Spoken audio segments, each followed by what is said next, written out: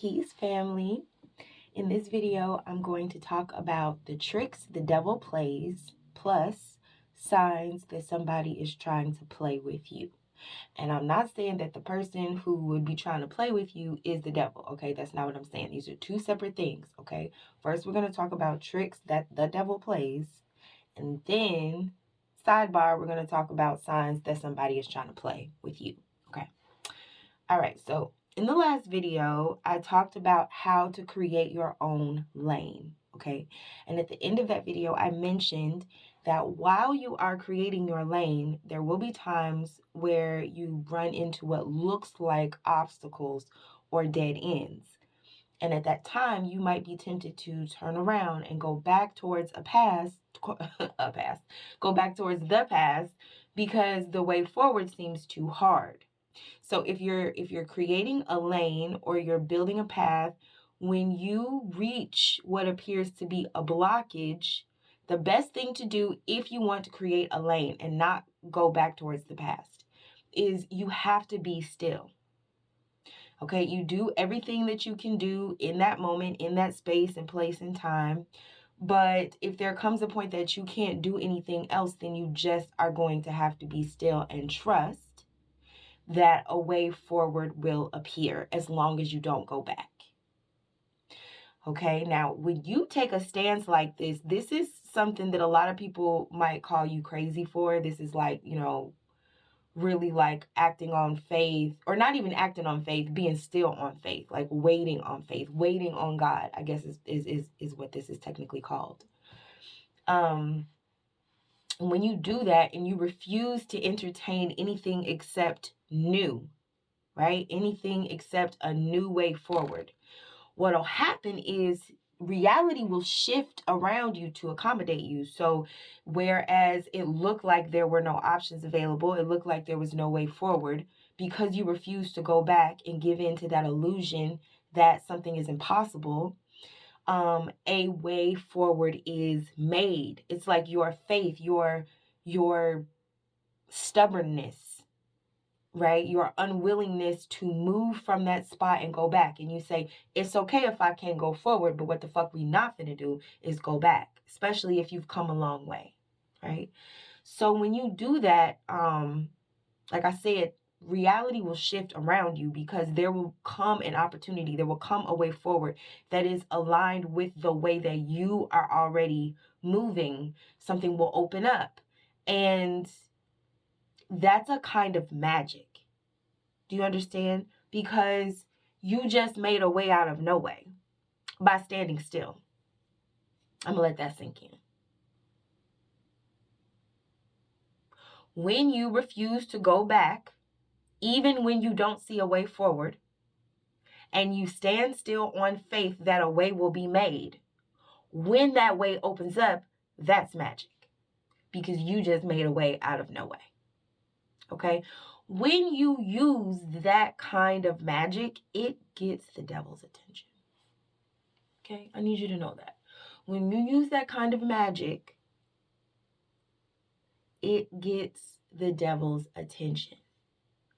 Because what you have done by standing still, you've shown your ability to move heaven and earth, which is what you did by standing still. You switched some shit around. And now there's a way where there was no way. Now there's an opportunity where there was no opportunity. Now there's a way forward where didn't nobody see no way forward. You were staring at a brick wall. The brick wall became a door. You walked through it. It's a house in there. How the fuck did you do that? Okay, that's magic. Because what it does is it makes you kind of low-key like a god, right? And I'm not trying to be grandiose with this shit. I'm just saying, like, if our definition of a god is whatever it is, then the ability to do that, it definitely, I'll just say, it gets the attention of beings in other realms and realities who may not want you to do that. Because what you have done is you have exposed yourself as a creator, take it how you will, of your own experience and reality. So whatever energy there is that is in resistance to that, we can call it the devil for the purposes of this conversation. I called it the devil to make you click on the video. I ain't gonna lie, I did. Because everybody loved know what the devil's going on with the devil. Okay. So, but what I'm saying is the devil is gonna want to test you. Okay. Now, one thing that the devil can do that maybe you can do this over time. You did this over time by standing still. But what the devil can do is make a path appear immediately without having to wait. But the reason why it can appear so quickly is because it's an illusion. It's not really a door there. Now, when you create a way out of no way, okay, you can literally walk into that manifestation. Like, you create a way forward. When the devil does it, there's no there. It's an illusion. It's confusion. It's in. We'll get into all of that. But the point is, if you let's get back to the original subject, because the original subject is if you are creating a lane. If you are creating a lane and you've stood still, you refuse to go back, a way appears out of no way. The way that's going to appear for you, the right path, is going to be God's path, your path, because it's going to be leading you where you're trying to go.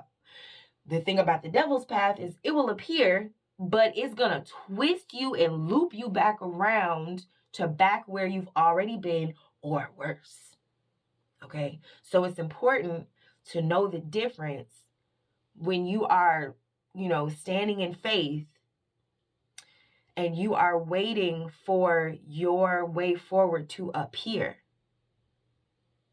I just want to tell you there's two ways that you can tell the difference between what the devil's path is going to be to like loop you around and confuse you, or what God's path is going to be to make a way forward. Okay. So here's the thing. The devil's path is going to appear first. Let me say that again. The devil's path, remember, it's an illusion. So you just add water and stir to that motherfucker. It's instant. Boom. Got him. Okay. It's going to appear first. It's going to offer you things, but it's going to want you to hurry up and quickly say yes. So there's going to be like just this sense of pressure or need to please this person. The pressure could be sympathy, pity, love, financial insecurity, you're gonna miss this opportunity or whatever. So that's the first thing. It's gonna appear quickly and it's gonna pressure you. Okay, that's the devil's path. You're gonna feel like you gotta hurry up and get on that path, or you're gonna miss it. Now, how do that even sound? How can you miss what's for you? You cannot. So that's the first clue. Okay, it's gonna want you to hurry up and it's gonna be there first. Please, if you don't remember nothing else in this video, hear me say the devil's path is gonna come first before God's path. Okay? Please hear me when I say that. So, the other thing about the devil's path, and this is just in alignment with what I'm already saying, but this is not a separate issue. But so yeah, it's gonna appear first, it's gonna pressure you, but here's the thing. You have to look out for pressure both ways, because sometimes the pressure is going to feel like you're supposed to feel sorry for that person, or you're supposed to give this person a chance, or it should be on the strength of some sort of like love or something like that. But sometimes what they're going to do is do the opposite and make you feel like everybody else is in on it. Everybody else has this camaraderie situation, whatever, and you're the lone person out. You're the one missing out. So sometimes they will either be like overly nice to you or like overly standoffish to you, if that makes sense. But there's like not a lot of balance. You're going to notice that something's off. And it can be easy to be caught up with it, because it's going to obviously offer something that you want, that you stated that you wanted. And here's the thing, even some shit you want that you never said out loud that you wanted. The devil is really good at that. And I don't know how. And this is not that video. But I'm just telling you, yes, it's true. Sometimes you'll think some shit, and when it appears, you'll be like, the Lord heard me. And sometimes that is not the case. Okay, so you still have to pay attention to what it is. It's going to come first. It's going to want you to hurry up. And at some point, it's going to try to make you chase it as if you could miss out. Okay, so that's the first thing. So as opposed to with God's path, when it first of all, it's not going to appear first because God is going to test you. And God does not test you because God don't love you or to mess with you. It's God tests you because God's path is tricky. And it's not tricky because God is tricky. It's tricky because the devil is tricky. And once you get on God's path, the devil is never going to stop trying to pull you off. Okay?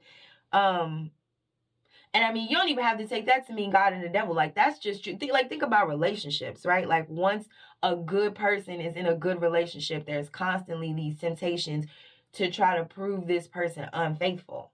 You know what I mean? It's shit like that. Like, so I mean this for everything. Big things, little things. We say in God and the devil, but it's bigger concepts, right? So here's the thing. The only way not to get lured off is you have to be able to tell the devil no. Just straight up no. Okay?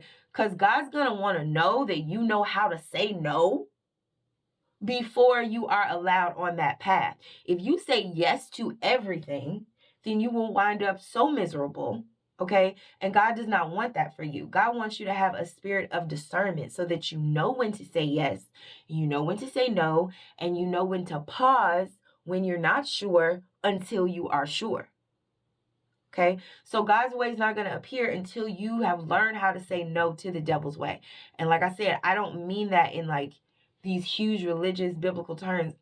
I just mean in terms of figuring out how to best express your purpose and your function as a creation of God and as the creator of your experience and reality. Okay, there's always going to be an energy that wants you to be distracted from doing that, from expressing your full glory and power and God's full glory and power through you. Okay, so here's the second thing. We're going into the second thing now. The second thing is the devil's path will, listen to this, the devil's path will appear different, yet familiar.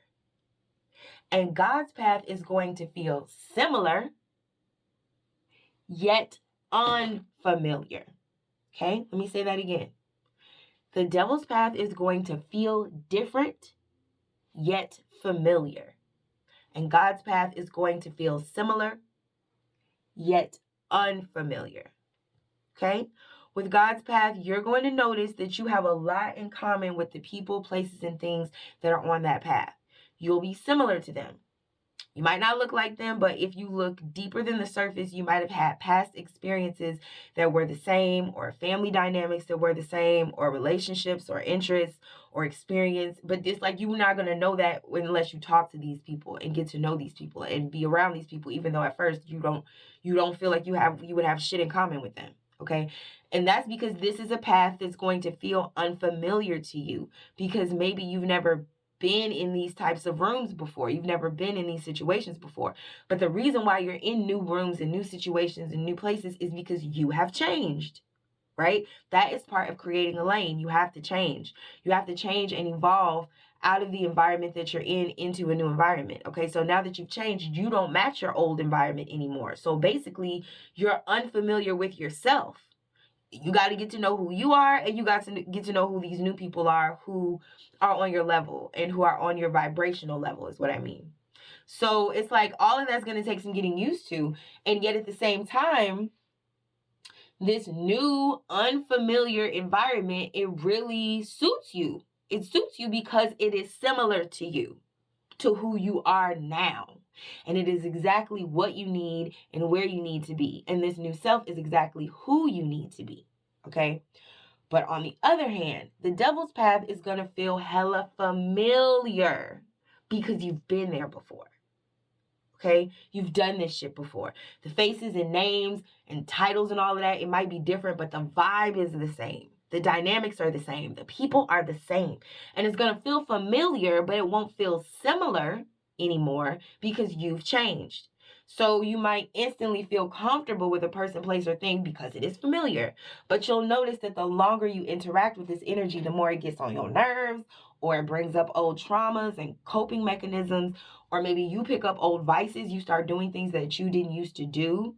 And so here's the thing: if you do that, then it's like you're forcing yourself to match this old environment, and so you become familiar again to yourself, but you become familiar to who you used to be. And this doesn't suit you because it's so different from who you really are and who you've become, and it's nothing you need, and it's not where you need to be. Okay? On the other hand, if you do speak up for yourself, like if you honor the new person that you've become, and so you react differently in this new environment to the way that you used to react, people will leave, that you'll be abandoned. Like you'll be like, damn, where did everybody go? Because they don't want to deal with you like that. Even if these are new people, they don't want to deal with that part of you. That's not the part of you they're trying to call forth. You know, the mature, new grown part. They want to call forth the part of you that gets triggered and, you know, devolves into these dramas and shit like that. So it's going to be a whole different thing. Okay. So here's the other thing. The thing about the devil's path is that it's an optical illusion. Remember? Because I said that God's path is brick and mortar. It appears out of nowhere, but the shit is legit. Meanwhile, the devil's path is an illusion that's just going to take you back to where you started. So it's going to look like it's taking you towards the future, like I said, but it's going to loop you back around. But here's the thing. Since the devil's path is an illusion, it has the power of invisibility because it came out of nowhere. Remember that, right? It appeared first because it's an illusion. So if it's an illusion and it can appear anywhere, that means really it's kind of like everywhere, okay? And it just illuminates itself when it's time to pull you off the path. So it has the power of invisibility because a lot of times it cloaks itself. So that means that the second you step on the devil's path, you will disappear. I'm going to say this again. The devil's path has the power of invisibility. So the second you step on it, you disappear. You will not be visible anymore to the real, tangible opportunities, people, places, and things that are a part of your true path, because it'll be like you're in a different dimension. You're cloaked now. So the people, places, and things that you should be connecting with, they won't recognize you and you won't recognize them. Okay? So to sum up, those are the two ways that the devil will try to trick you off of your rightful path. They will use pressure. Okay, so something will be imbalanced, pressure, and they will use familiarity, meaning you'll be real comfortable because you're familiar with this, but that's not the way you're trying to go. Okay, so now that you know what to look for and you can recognize these tricks, I'm gonna tell you how to win against these tricks. Okay, are you ready? This is how you win. You don't play. Did you hear me? Don't play. You don't play. Okay, it's that simple. That's the only way you win, is you do not play. So now we're going to segue into the second part. Is here's how to recognize the signs of somebody trying to play with you, i.e. lure you onto the devil's path while you are busy standing on business, moving heaven and earth. All right, number one. People who are not playing with you, God's people, they are direct. They always add unto your knowledge. So they are transparent. They will answer your questions. They might even over explain. And if they are offering you something that, like, say, has a time limit associated with it, they will tell you about it, but they won't pressure you. Remember, like I said, in the devil's path, he'll pressure the shit out of you. Okay.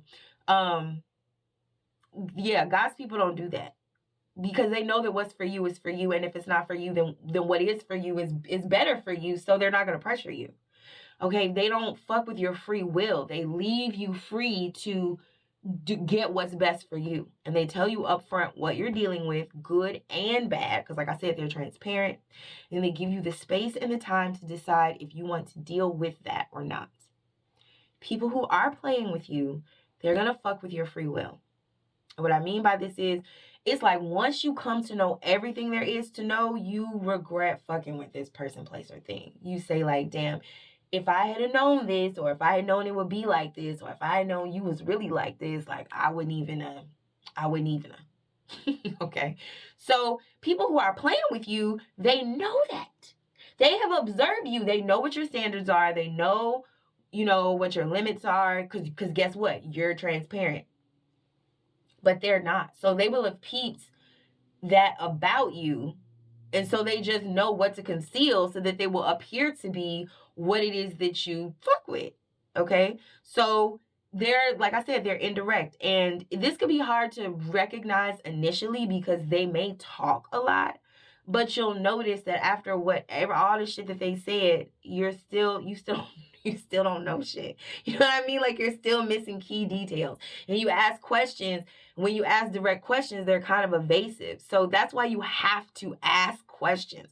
Don't be afraid to ask questions, please. The devil hates questions. Ask questions. Do your own research. And sorry, not to say the devil. People who plan with you hate questions. Okay.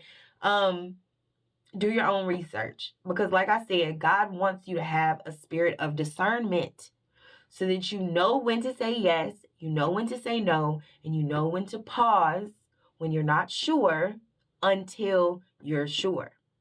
And the other thing about people who plan with you is whatever they're playing with you with is going to have an element, and this goes for the devil as well, but it's always going to have an element of this shit is too good to be true. The reason is because they have purposely not mentioned anything that you might not like, right? Because that's the game. Because they playing with you. Okay. People who are, and this is number 2, people who are not playing with you, people who are serious about you, okay, they're open to changing. And you can tell them how you feel about certain things, and they will listen. They will take what you say into consideration. And it's not because you're necessarily right. It's just because if this path is right for you and they want to be a part of that path, then they will take who you are and what you need, what you are vocal and transparent about needing. They will take that into consideration because, they're not playing about you. But people who are playing with you, it's like they are not necessarily going to take what you say into consideration. They may take it into consideration before they fully get you in the game. I'll say that. But once they get you, they're going to switch up on you. So they're not going to keep their promises.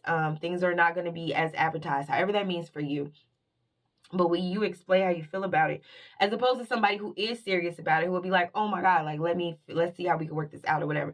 People who plan with you, they don't really care. Like, they're not interested in changing or like really collaborating with you because this is not necessarily your path anyway. Like, if this isn't right for you, they don't care. So they're not going to take you, like your needs and concerns, into consideration. But what they're going to do is they're going to convince you why you shouldn't want what you're saying that you want. Like why you should change. You're going to state a concern or whatever. Like if things are not as they seem, you're going to, because that's a dissonance, right? So it's like, okay, I feel this dissonance. Like, and what they're going to do is they're going to like tell you, no, there's no dissonance because you really want this other thing, because that's what this is. This is this other thing. And that's what you want. Right? They're not going to honor you. And it's not to say that it's not to say that you can't ever be convinced righteously and rightfully. But again, there is just that sense of pressure, that sense of you being rushed and you not being cared for and you not being considered, right? That's how you know the difference between somebody who's playing with you or not. And another thing is you'll feel confused. When somebody's playing with you, you will feel confused because you're in an illusion. So things are not what they seem. So you will feel like you have been told or instructed that you're in a safe situation or in a situation where people care about you or want the best for you or want the best for your future or want the best for your life. But at the same time, when you state what that would be for you, your needs and desires are not honored, but then they tell you they are because you should want something different. It's very insidious, but you start getting confused about yourself. Like, well, am I tripping? Like, is this what I really want, or is this better for me? You start to it's like a contagious gaslight where you start to gaslight yourself. All right, number 3. The last thing is people who are not playing with you, people who are serious about you, even if you disagree or clash with them, or you decide that you don't want to deal with them, there's still going to be a respect. And by respect, I don't mean like they treat you respectfully, although they should. People who care about you, they should do that. But what I mean is they will now deal with you with respect to what happened between you. So it's like what happened is acknowledged. Even if there was no agreement, what happened is acknowledged, right? So they still honor the fact that now they know you better, even if all they know is like what you really don't like or what you really don't want, okay? And even if they cannot comply with what you do like or what you do want, they still honor you and deal with you with respect to your wishes and with respect to what you have said about yourself, okay? So it's like, to break it down, it's kind of like, even if you don't split amicably, if you don't fuck with them, they don't pretend like they don't know why. They know why. And they will tell other people why. And they'll say, yeah, this happened, and this happened. They won't be like, oh, I don't know. We just, like, no. People who are serious about you, they will be accountable to your version of events, whether you ever speak to each other again or not. You both know what happened, and they honor that, okay? But people who are playing with you, they will forget what you said and how you felt and what happened the second you are out of each other's presence. They will go away, and they'll know that you remember, they'll know that you're not like that. So they might go away for a while, for a long time, right? But then when they come back, they will always come back as if nothing ever happened, as if time is just supposed to be a reset, okay? They will not be accountable to your version of events.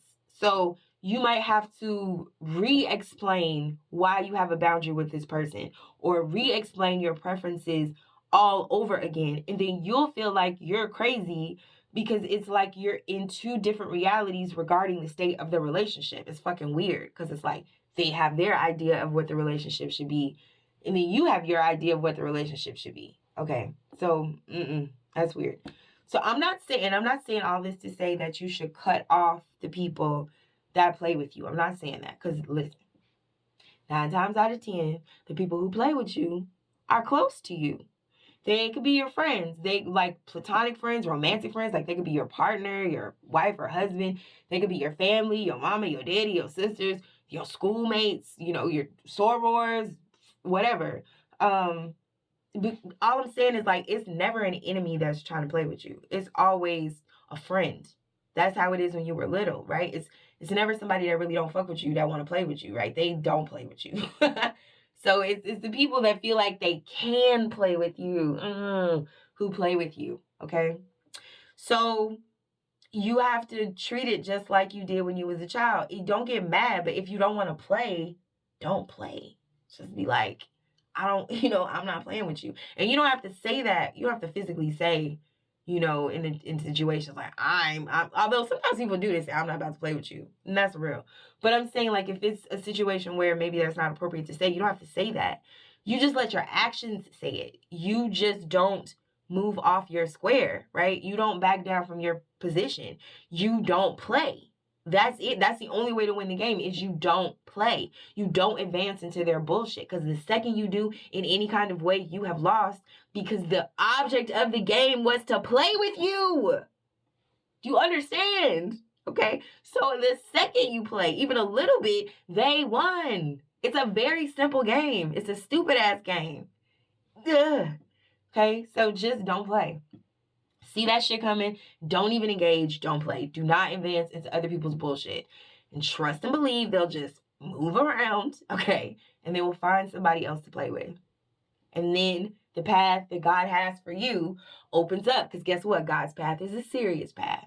And when God sees that you don't play, then it opens you up. It prepares you for bigger, better, more real, sound, long-lasting doors in all ways. Okay? All right. That's it. That's all I have to say. I hope you enjoyed this video. Thank you for watching. Peace.